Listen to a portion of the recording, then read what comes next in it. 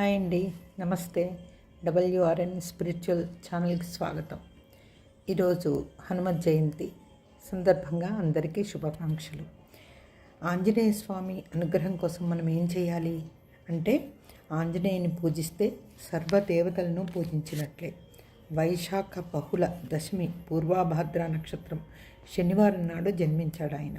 అందుకే శ్రీ ఆంజనేయ స్వామి భక్తులు ఆయనను శనివారం నాడు ప్రత్యేకంగా పూజిస్తారు. ఆంజనేయ ఉపాసనతో కుజ రాహు శని దోషాలు తొలగిపోతాయి అని నమ్మకం.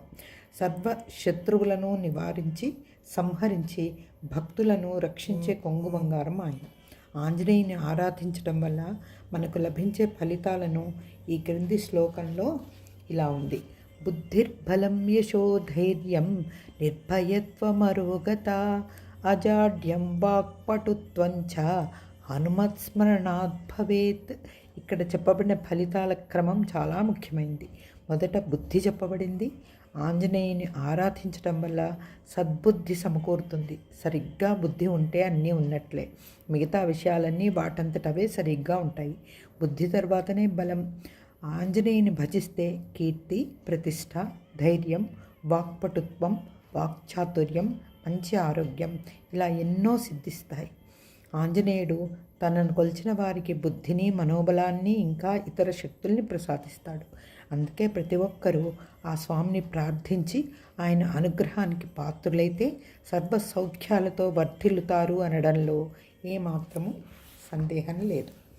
హనుమంతుడు ఎప్పుడు చూసినా నమస్కరిస్తూ కనిపిస్తాడెందుకు అని మనకు ఒక సందేహం కలగవచ్చు. రావణ వధ అయ్యాక వెళ్ళిపోతూ ఉంటే సీతారాములు కూడా వెళ్తుంటే రాముడు ఆంజనేయునితో అన్నాడు, నీకేం కావాలి అని. నాకు మరే విధమైన కోరికలు వద్దు. ఏ రూపం చూచినా అందులో నీ రూపమే కనిపించేలాగా, ఏ శబ్దం వినిపించినా అందులో సీతారాముల కథే ఉందని అనిపించేలాగా, ఎక్కడ నమస్కరించినా నాకు మీకే చెందేలాగా, ఈ భావం నాకు శాశ్వతంగా ఉండేలాగా అనుగ్రహించు అని కోరాడు హనుమ. దానికి రాముడు సరేనన్నాడు.